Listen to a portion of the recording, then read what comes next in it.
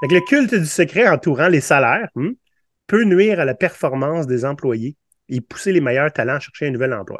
Ce qui est le plus important de retenir, c'est pas juste mettre les salaires transparents et créer de nouveaux trous dans l'information. Est-ce que ça veut juste dire que tu fais pas bien ton travail, mais on te l'a jamais dit? Ça se pourrait. Les employés proposent aux gérants le salaire qu'ils estiment mériter. Ben, Comme vous le savez, Maurice nous a quittés en mars dernier et l'émission est en période transitoire vers un nouveau format.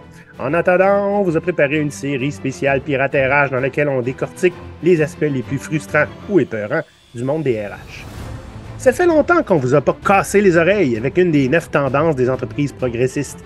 Alors on va s'y remettre aujourd'hui. Parlons des entreprises qui passent du secret et du contrôle de l'information et vont vers la transparence radicale, spécialement quant au salaire des employés.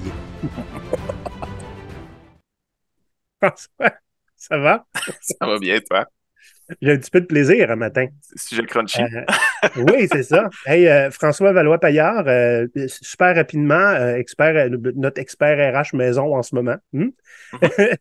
Merci d'avoir pris du temps pour venir parler de ça avec nous. Je ne sais pas si tu as écouté Go Pirate, mais au tout début, là, je te le conseille à peine. Mhm. On commençait en parlant des entreprises progressistes. C'était Ouais. ça le but du podcast au départ, hein? Puis, ben, on parle encore de progressisme en entreprise, mais ça a pris des tangentes vraiment différentes depuis. Mais au tout début, là, il y avait 9 tendances. En fait, il y en avait 8 qu'on parlait souvent qui venaient d'un groupe qui s'appelle Corporate Rebels. On les dira pas toutes. Mhm. Et une neuvième on avait eu le front d'ajouter à leur liste. Ouais, ouais. On se prend pas pour de la merde. Mais il y a une de ces tendances-là euh, qui parlait qu'il y a beaucoup d'entreprises qui réussissent à faire des choses vraiment incroyables, qui ont arrêté de contrôler l'information, hein, puis qui ont misé sur la transparence. Puis c'est un petit peu de ça qu'on va parler aujourd'hui, mais spécialement par rapport au salaire. Parce que salaire transparent, ça commence à être assez populaire dans les journaux comme sujet, je te dirais. Populaire, Donc, mais ça arrive pas encore très souvent, hein. non, ben c'est encore un sujet qui est tabou. Hein. On l'a vu au dernier épisode, on parlait de le tabou du salaire. Ben, c'est un peu d'adresser ce tabou-là, je pense, que font les entreprises qui passent au salaire plus transparent. Mais d'ailleurs, je me demande, pourquoi une entreprise fait ça? Mhm. Tu sais, là, ton nez, qu'est-ce qu'il dit, ton petit doigt, qu'est-ce qu'il dit là-dessus? Là? Pourquoi une Ben, entreprise dirait, moi, je vais les afficher les salaires de tout le monde? en fait, à partir du moment où une entreprise voudrait afficher les salaires, c'est sûr certain qu'il y a quand même une certaine, je veux dire, maturité dans le sens où on fait pas ça n'importe quand, n'importe comment. Donc, il y a une stratégie derrière Oui. qui se veut être au final probablement une sorte de démocratisation de l'information. Mhm. Puis probablement qu'une entreprise qui voudrait faire ça, c'est également pour mettre à plat les différences entre les différentes personnes. Donc, éviter justement les situations où il y a des enjeux, on va dire du drama entre les personnes, donc entre les collègues. Donc, probablement pour éviter beaucoup des problèmes liés au tabou du salaire, une entreprise pourrait probablement vouloir mettre en place ce genre de pratique-là. Il y a probablement d'autres avantages. On va probablement en parler aussi plus tard là, Ouais. de ce côté-là. Il faut faire attention, hein. Il y a vraiment une différence entre avoir une grille salariale qui est Mhm. connue et avoir une transparence salariale. Oui. En fait, c'est deux niveaux de transparence par rapport au salaire. Il y en a une qui est un peu plus intense, c'est-à-dire qu'il y a ton nom à côté. Mm. Et les gens ne font pas juste mettre ça transparent sur un tableau et voilà. OK? Mhm. C'est plus compliqué que ça. Donc, on va parler de ça aujourd'hui. En fait, il y a quelques niveaux de transparence quelques études de cas, en fait, qui ont eu lieu. Deux que j'ai relevés dans les journaux, puis deux des exemples que je connais pour vrai, là, qui sont arrivés ici au Québec. Euh, je vais juste faire un rappel. Tu sais, on a parlé la dernière fois du tabou du salaire, puis je me disais, tu sais, si tu n'as rien à te reprocher, ça ne sera pas un problème. Espèce d'argument de merde là, que les gens donnent à n'importe qui vient hein, Ouais. pour défendre leur idée de l'État policier. Mais c'est pas faux, dans le sens où si tu n'as pas de problème d'inéquité salariale, la transparence salariale ne sera peut-être pas un problème. Peut-être pas un Mhm. problème. Oui, il y a Il ne faut beaucoup pas d'étapes à oublier, franchir. il y a des gens dans ton entreprise, puis où il y a de l'humain, ben, il y a de l'humainerie. Mhm. Donc, il faut vraiment être être certain de comprendre qu'est-ce qu'on veut atteindre en faisant un move comme ça. Puis un rappel aussi, tu sais, puis je commence à comprendre des fois pourquoi on va vers la transparence, c'est quand tu regardes les impacts de l'ambiguïté ou des trous dans l'information. Hein. Moins on a d'informations, plus il y a des trous.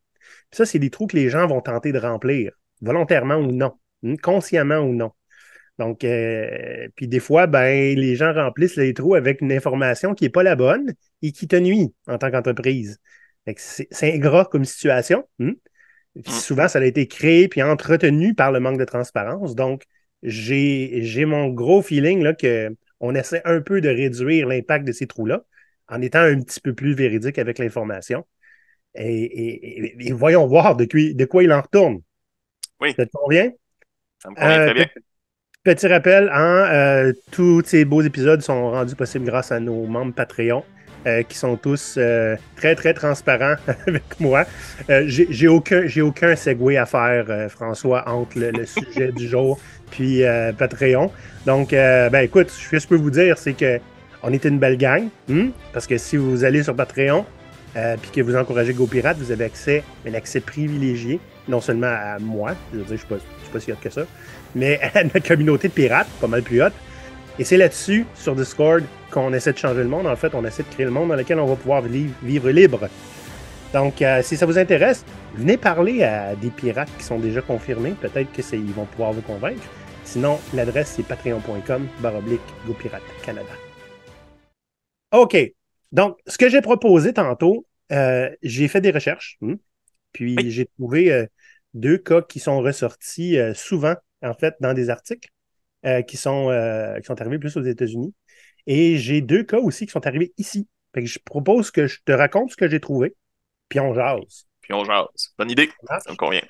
Je vais intervenir si jamais. Ouais, ben oui, bien sûr. Écoute, d'abord, avant de parler d'études de cas, mais il y a aussi une étude point sur la transparence qui a eu lieu, en fait, entre plusieurs entités. Donc, il y a les chercheurs Elena Belogolovsky et Peter Baberger de l'Université de Cornell et Tel Aviv, qui ont écrit un article, une recherche qui s'appelle Signaling in Secret, Pay for Performance and the Incentive and Sorting Effects of Pay Secrecy. Ça a l'air quand même d'un papier important là, avec le titre. J'ai essayé de me le procurer, mais c'est payant. Il faut payer 30 $ pour avoir cette recherche-là. Donc, j'ai été voir les articles qui ont été faits sur la recherche. Ce qu'ils ont découvert, eux, 3 points importants, en fait, c'est que le culte du secret, c'est quand même intense comme mot, mais c'est recherché. Culte du secret. Puis je comprends pourquoi on dit que c'est un culte. OK, il y a quelque chose d'un petit peu malsain à vouloir tout cacher tout le temps. Puis je l'ai déjà vécu, genre de culte du secret comme ça en entreprise. Tu sais, genre comme les gens se font virer, puis tu n'es même pas au courant, tu l'apprends par leur absence. Ce genre d'affaires-là. Fait que le culte du secret entourant les salaires peut nuire à la performance des employés et pousser les meilleurs talents à chercher un nouvel emploi. Ça, ils en ont déduit ça avec leur recherche. Ils ne disent pas comment. Quand les salaires sont secrets, l'incertitude quant aux échelons salariaux plane. Tu vois, les autres, ils parlent d'échelons. Les employés sont moins nombreux à penser qu'une meilleure performance va être accompagnée d'un meilleur salaire. Okay? Fait que tant que c'est secret, ils ne croient pas que ça vaut la peine de se donner plus. Les travailleurs perçoivent le secret entourant les salaires comme étant l'opportunisme de la part d'un employeur, une façon de les manipuler. Je veux dire, c'est pas faux. Il y a un avantage à ce que les gens ne connaissent pas les salaires pour des employeurs.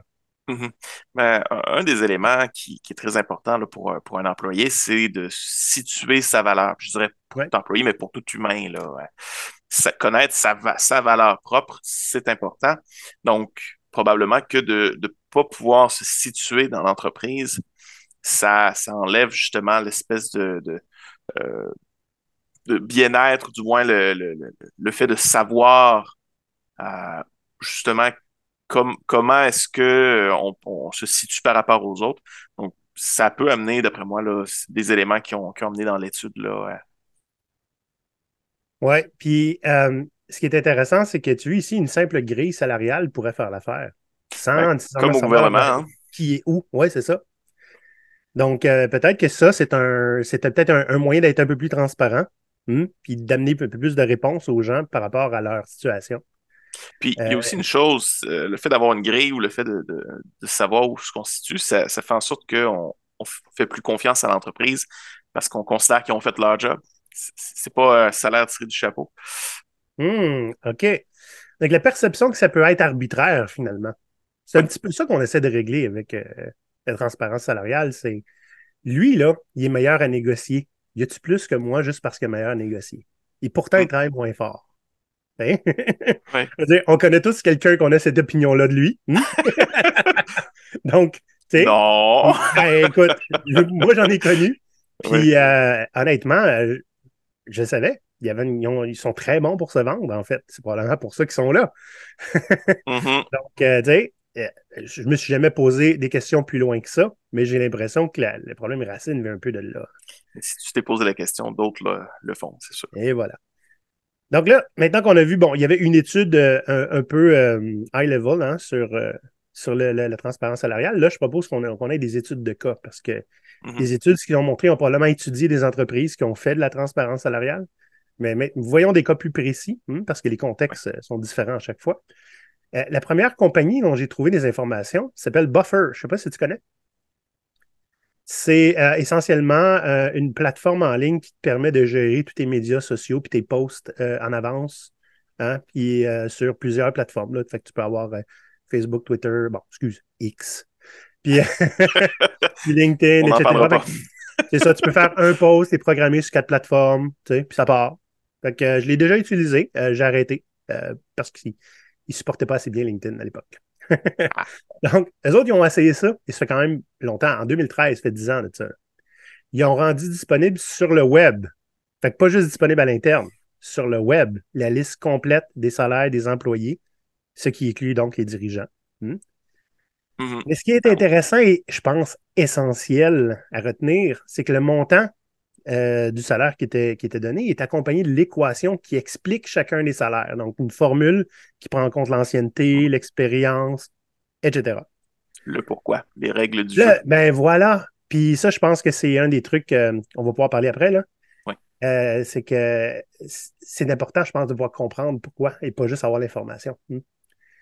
Le fondateur et PDG, hein, qui s'appelle Joël Gascoigne, dans le fond, mais qui s'ignore, qui le fait en anglais.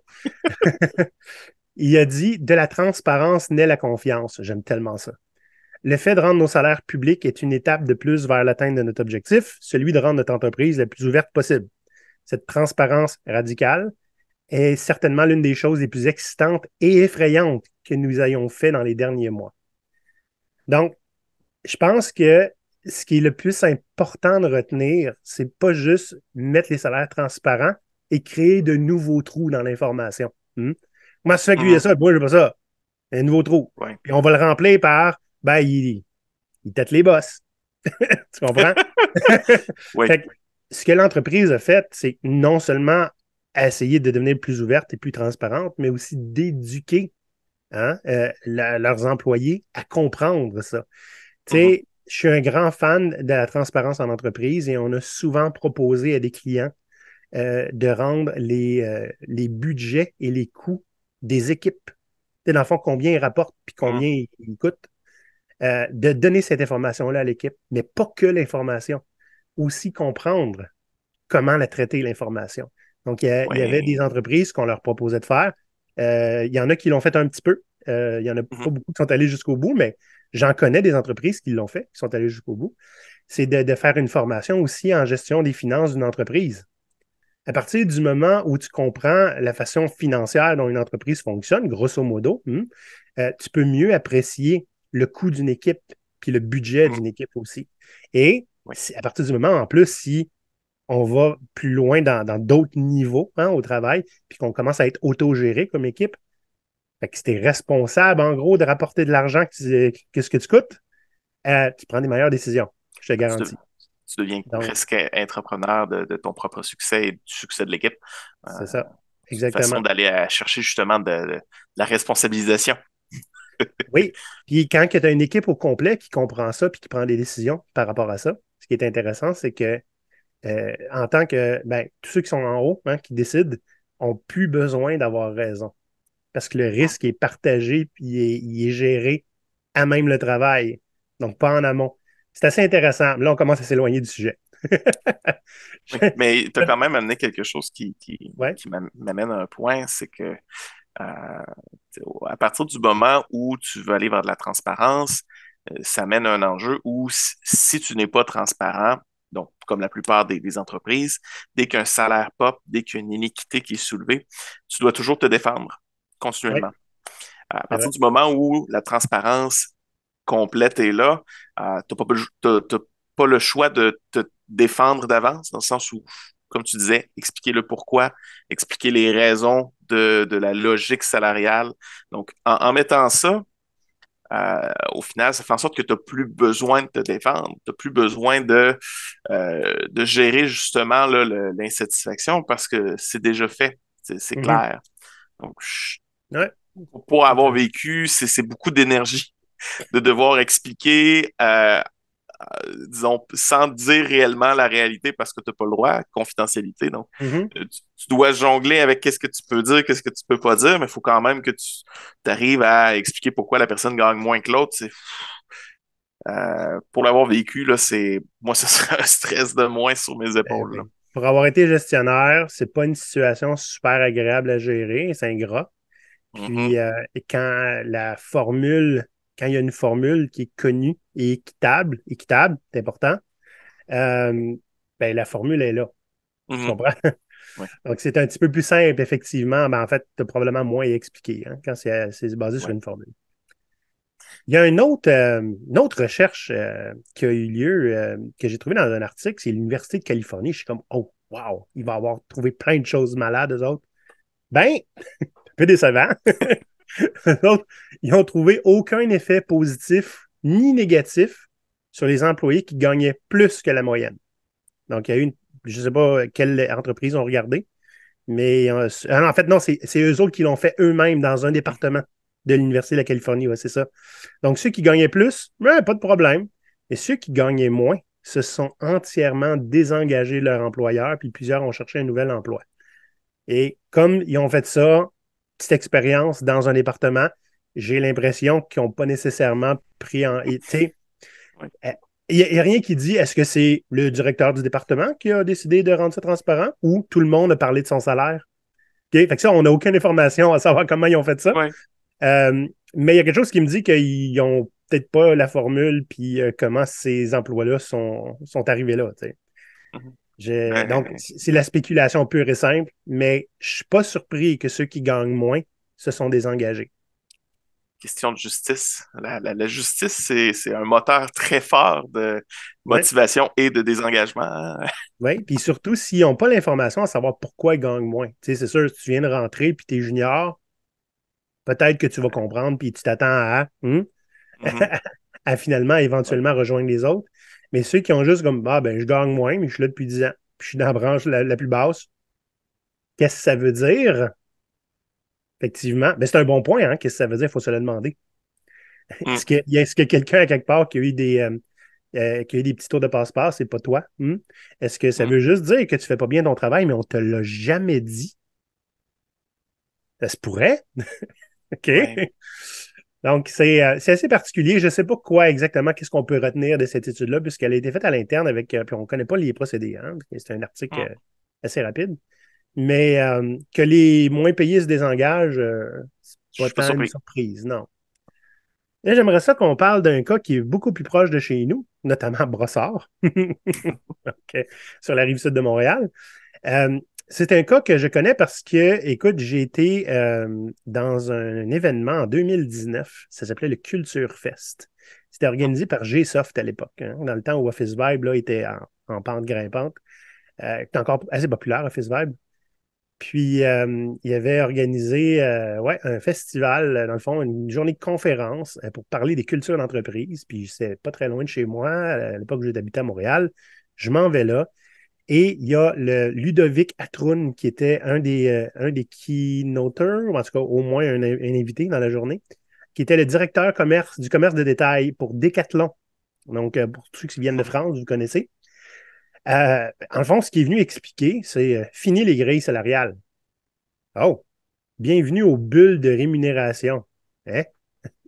Et je vais être honnête avec vous, Je me souviens de sa conférence, mais je me souviens jamais qu'il ait parlé de bulle de rémunération. Ça, je l'ai retrouvé dans un article pour essayer d'appuyer mes propos.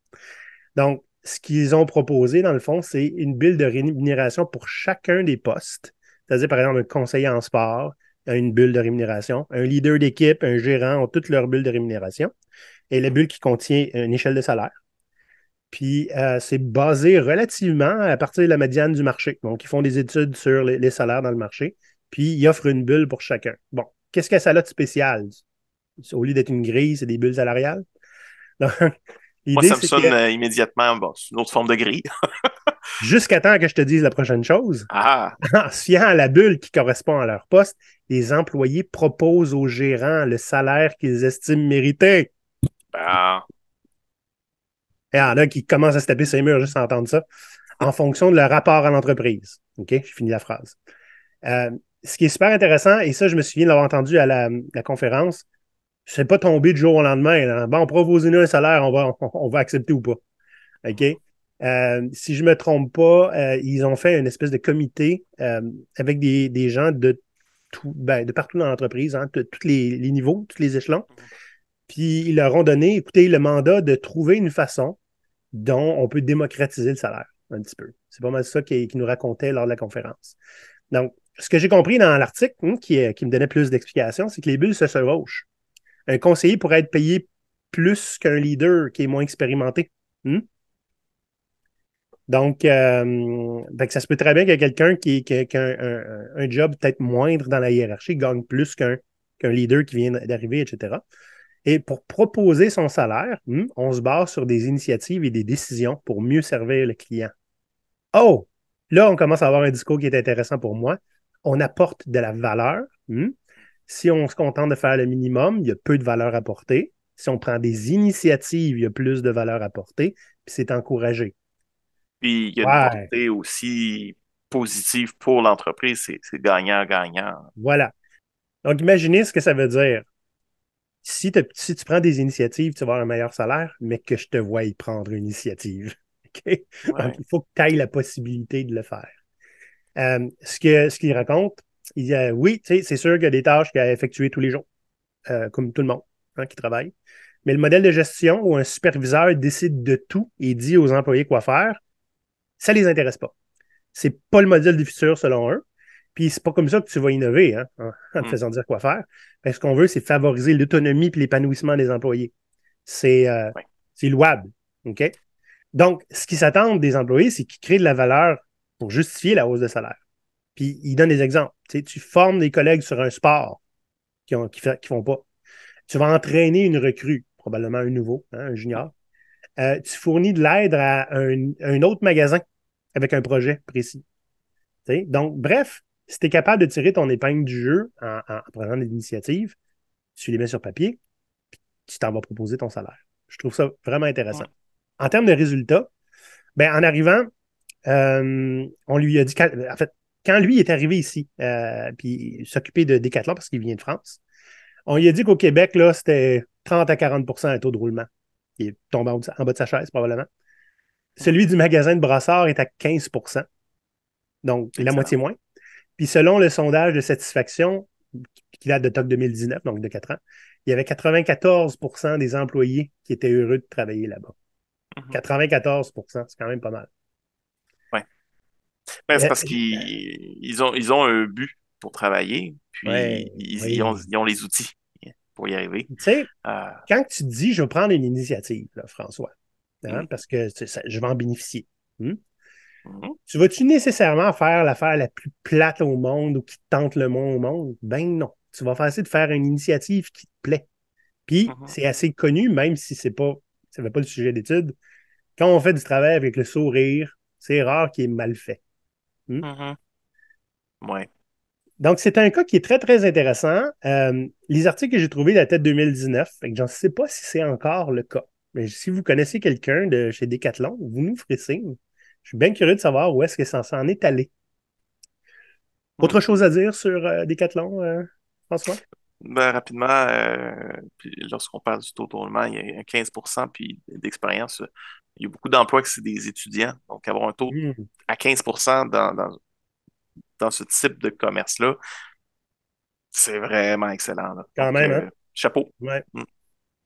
J'aimerais ça parler d'un autre cas qui s'est passé au Québec. Et lui, on le tient de première main parce qu'on a déjà parlé avec leur PDG. Et aux épisodes 82 et 83, la compagnie s'appelle Lumca. C'est une compagnie qui fait des lampes, lampadaires, des choses assez flyées qui sont à Québec. Et c'est une entreprise libérée. OK, là, quand on dit entreprise libérée, bon, c'est ça, les autres sont tous attachés puis emprisonnés. OK. L'entreprise libérée, généralement, c'est débarrasser de l'hiérarchie. OK? Pas tout de la même façon. De son côté, ce qu'il nous a raconté, c'est que ça s'est fait de façon plutôt organique. Il ne trouvait pas sa prochaine étape en termes de dirigeant d'entreprise. Il est tombé sur un livre, et si je ne me trompe pas, c'est Reinventing Organizations, mais ça se peut que je me trompe.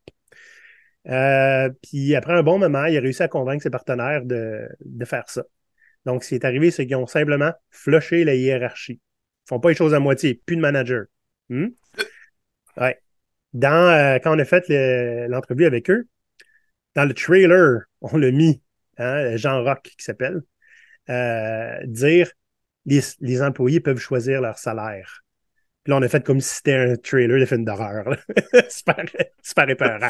Ils peuvent choisir leur salaire. OK? Imaginez ça du jour au lendemain à votre travail. Fait on s'entend, tu peux pas faire ça dans un vacuum. Ils ont aussi flusher la hiérarchie en arrière, tu comprends? Fait que Mm. tu peux pas être super transparent sur un plan, super radical ou progressiste sur un plan, puis pas faire le reste qui suit avec. Tu pourrais pas choisir ton salaire, mais dans une hiérarchie super rigide, là.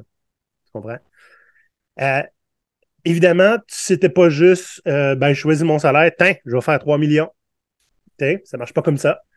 D'ailleurs, un peu comme Decathlon, les employés devaient proposer une augmentation de salaire. Proposer à qui? À un comité non exécutif et non décisionnel. Ça veut dire que, OK, je juge que je mérite plus pour l'apport que je donne à l'entreprise. Donc, je propose de monter mon salaire. Je vais voir un comité qui va me conseiller à savoir si c'est une bonne idée ou non de le faire. Tu peux quand même le faire, mais ils vont te le dire, le comité.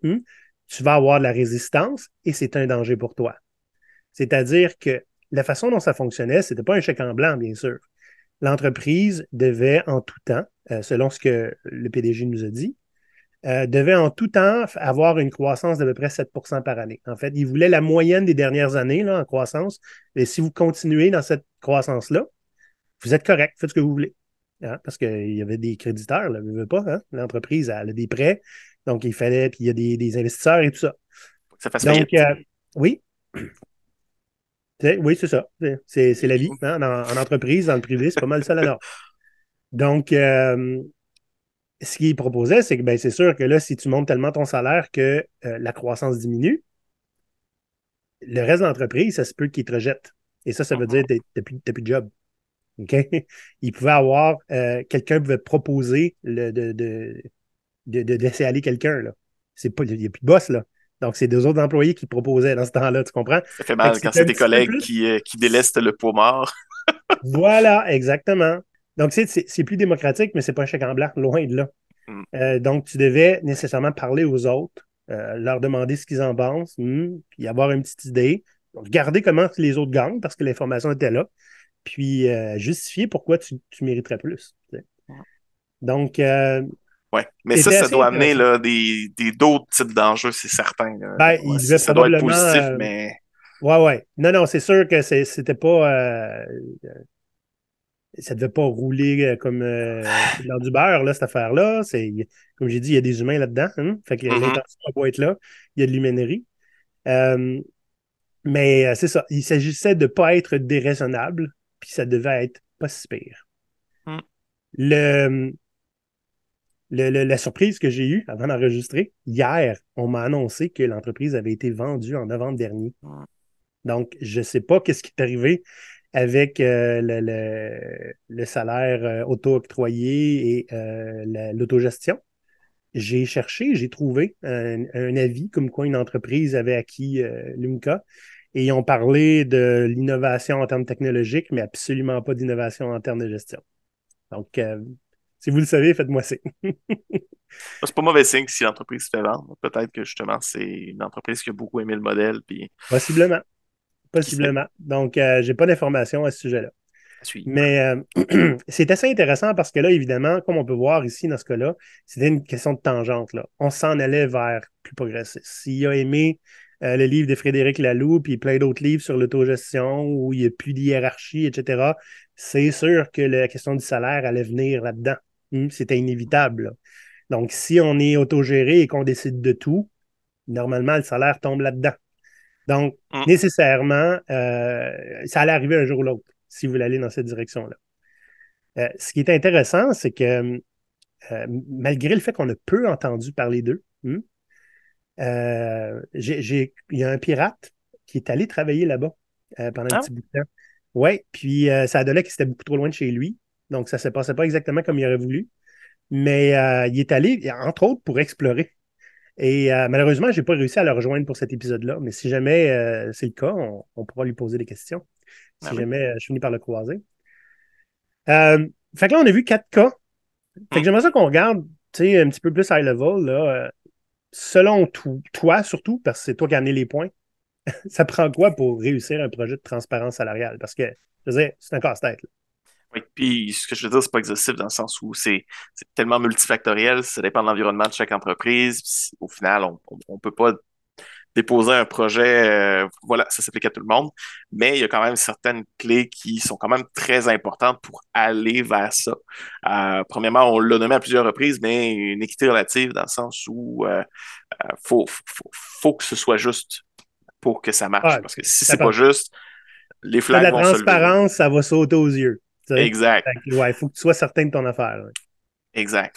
Ensuite, il faut aussi avoir une réflexion solide au niveau de l'équipe de management sur les salaires, dans le Hmm. sens où faut avoir une stratégie, faut avoir une structure, bref, faut avoir fait son travail, là, faut avoir fait ses devoirs sur qui gagne quoi, pourquoi, quelles sont les raisons qui pourraient faire en sorte qu'une personne gagne plus.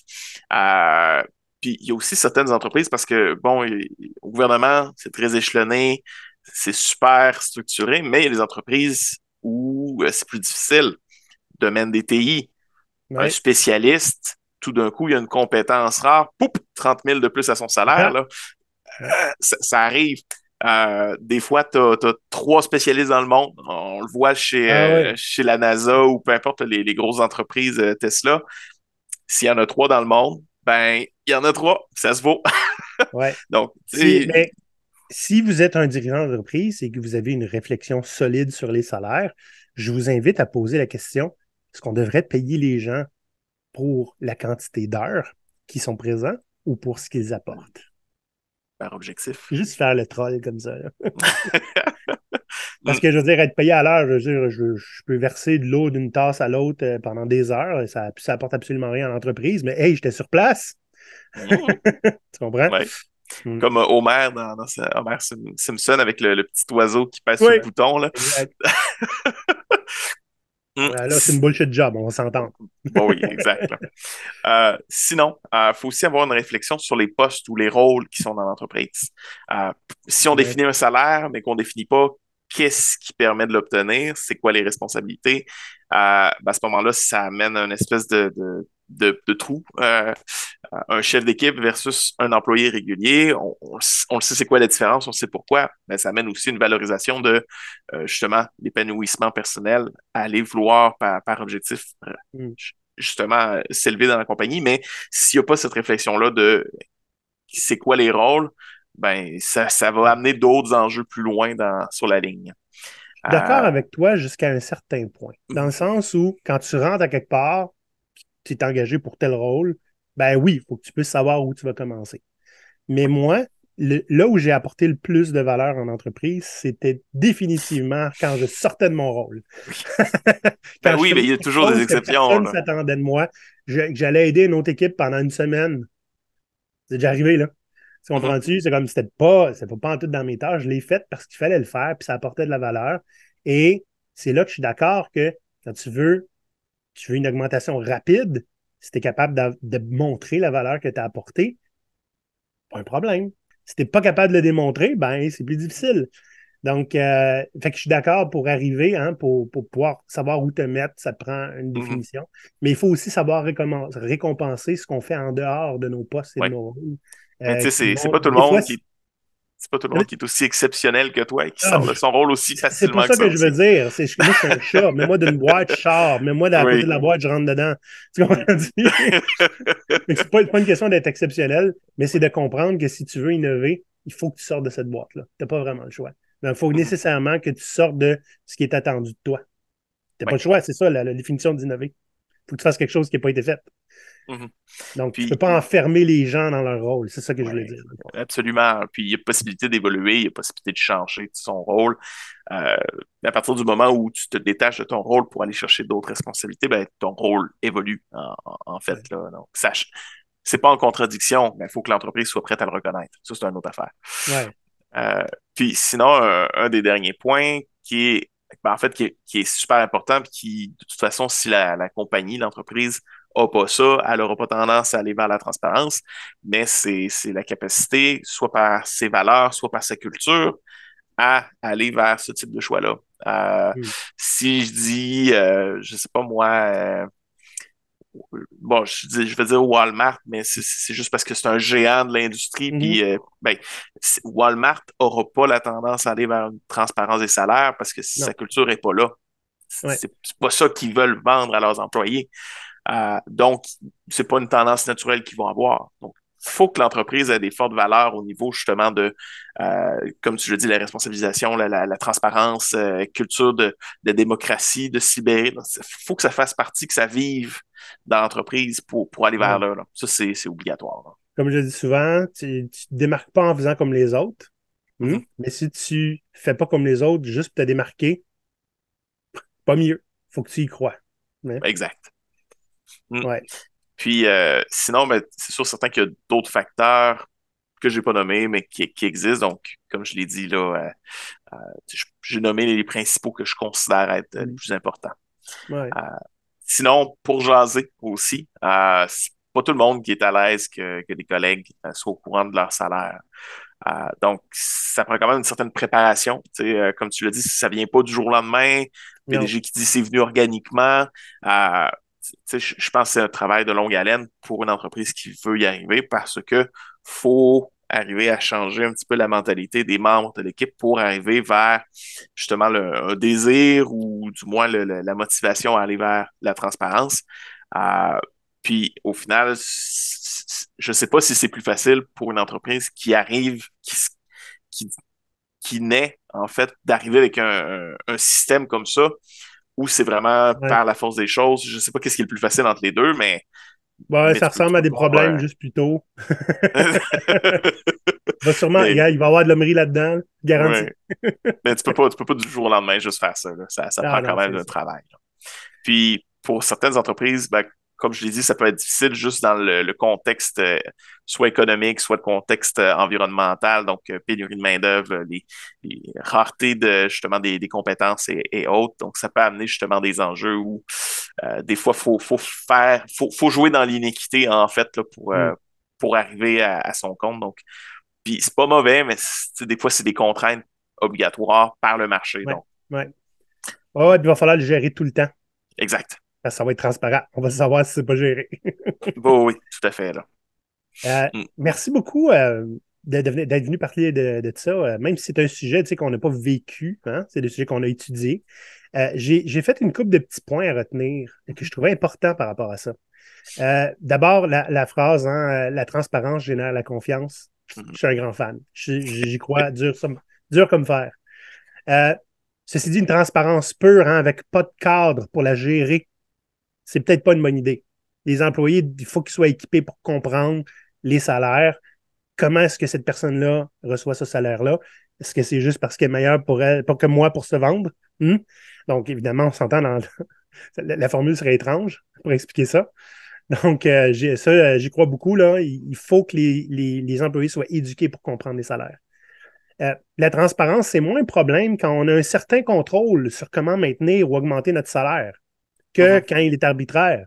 Si on sait quoi faire exactement, j'ai une initiative, c'est sûr que ça se peut, que les employés passent plus de temps à essayer de trouver une initiative qu'à faire leur travail. Fait que ça aussi, il faut que ça soit encadré. Essayer de trouver la grosse initiative qui va demander pas d'effort puis qui va t'apporter plein de salaire, là, ça arrive une fois sur 1 million. OK? Oui. On n'est pas tous un Elon Musk, comme tu disais, ça. là. Elon Musk, oui. Je sais pas si je dois dire ça Encore, comme exemple, là, mais... l'hérité de ses parents, là, Ouais. dans le monde du diamant, là, regardez. Pas tant de mérite que ça. Bref, la transparence dans un milieu hostile ou toxique, ça risque de mettre les problèmes bien en évidence et c'est entre autres pour ça que ces milieux-là n'ont pas de transparence. Fait que dans une entreprise plus progressiste, c'est pas juste un effet secondaire, la transparence, hein, c'est entre autres la clé du succès. On y croit vraiment et on le fait pas juste parce que c'est trendy. Ouais. Puis, moi, je vais ajouter, c'est pas tout le monde, c'est pas toutes les entreprises, c'est pas tous les milieux qui vont pouvoir y arriver, qui vont pouvoir prétendre à ce type de réalité-là. Une entreprise qui est capable d'y arriver, c'est parce qu'il y a beaucoup de facteurs qui ont joué pour y arriver. Et au final, je pense qu'on peut amener des choses avec la société pour y tendre. Ça a des bons points, des effets qui sont positifs sur les employés. Mais comme toute chose, c'est une évolution pas à pas. Ouais. Moi, je donnerai les derniers mots en étant un peu cynique. Bien sûr, c'est pas toutes les entreprises qui peuvent, mais il faut tout le temps se demander. Can't or won't. Ouais. Merci François. Hey. Les pirates, j'espère que vous avez aimé ça. Je serais curieux de savoir si vous seriez fan de tenter l'expérience d'avoir un salaire transparent dans votre entreprise, pas juste vous, tout le monde dans l'entreprise. Faites-nous signe. Puis n'oubliez pas, on fait like, on s'abonne. Puis on va voir patreon.com/GoPirate Canada. François, on se dit à la prochaine. Merci. À la prochaine, les pirates. Bye bye. À l'abordage! À l'abordage!